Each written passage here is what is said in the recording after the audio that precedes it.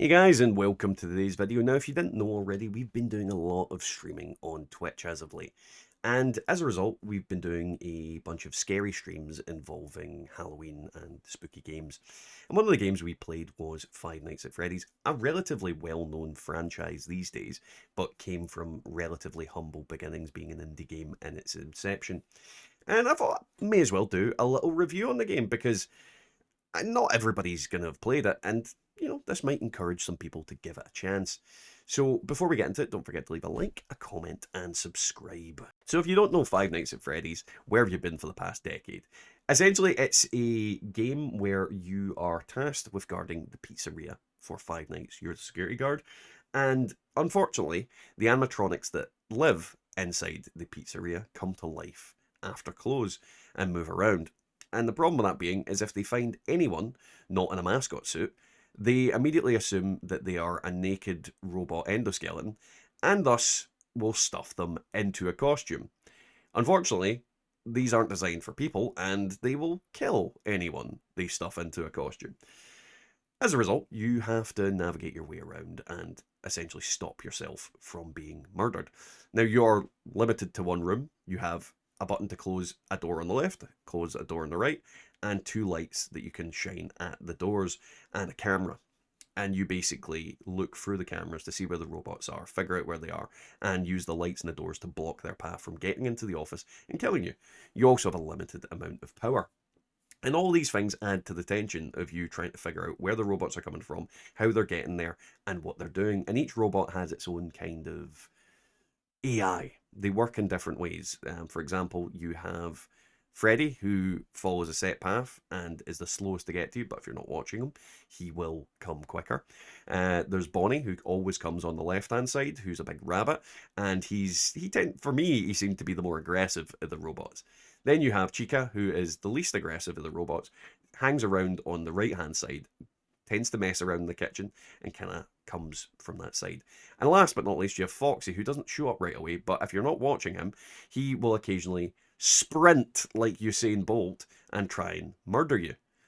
So the robots in general work in different ways, and you need to figure your way around it and figure like how to stop yourself from running out of power while checking all the things, closing doors, turning lights off, because everything uses power. Now, when it comes to graphically, the game is not something spectacular. It's not Cyberpunk. It's not Starfield. It's not Spider Man 2. It's not God of War. It's a very basic, bare bones game. You have to remember it was made in indie origins. It's not something that had a huge budget. But one thing it does have in spades is charm.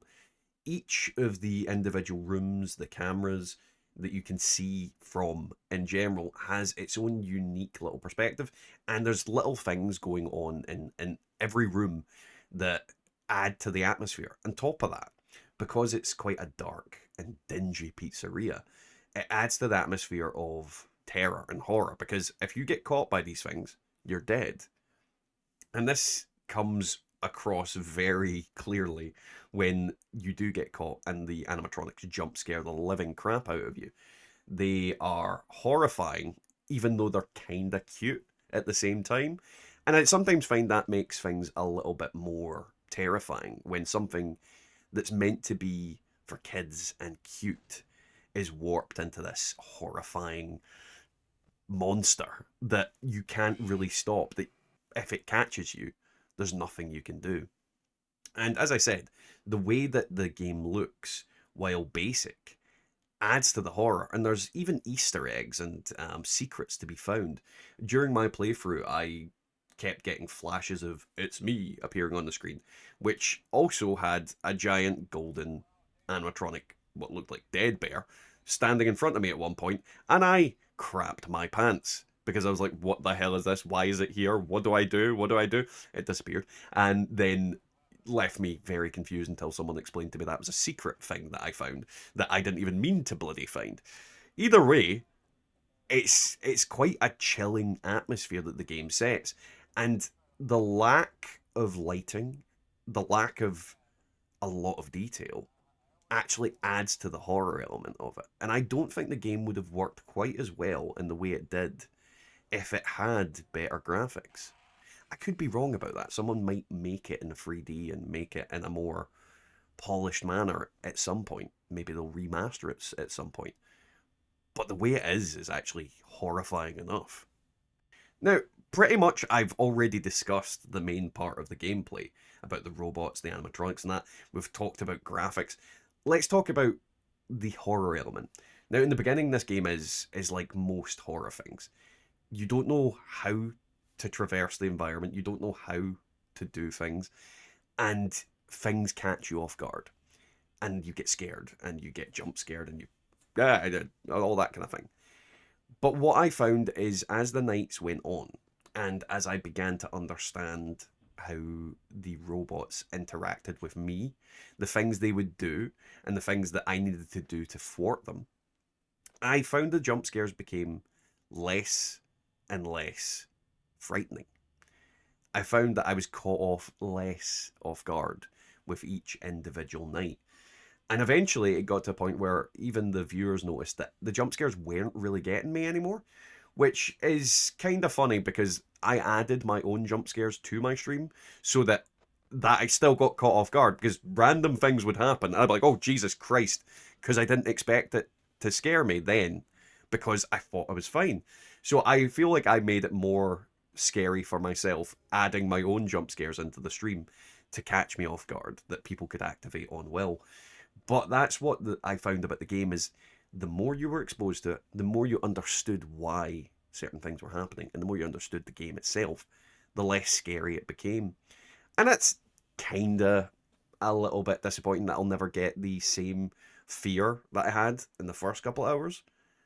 But at the same time, it's the same with most horror movies. Once you've seen Michael Myers jump out and scare Laurie that first time, you'll never be caught off guard by it again. And it's very, very much like a horror movie in the sense that once you've seen it a few times, the fear dissipates because you know what's going to happen. But that doesn't make it any less fun. It doesn't make it any less horror. I love a good horror movie. I love a bad horror movie.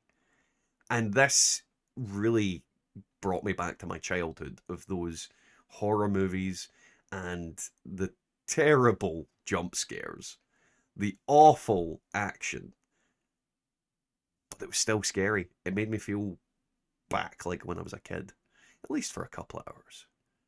Either way, guys, I mean, I don't know if you're into horror. I don't know if you like games like Five Nights at Freddy's, but if you like to be scared, I would definitely give it a try because it is a franchise of games that has a lot of things you can play, and we'll probably be playing through them all at some point. Either way, guys, don't forget to leave a like, comment, subscribe, and we'll catch you next time.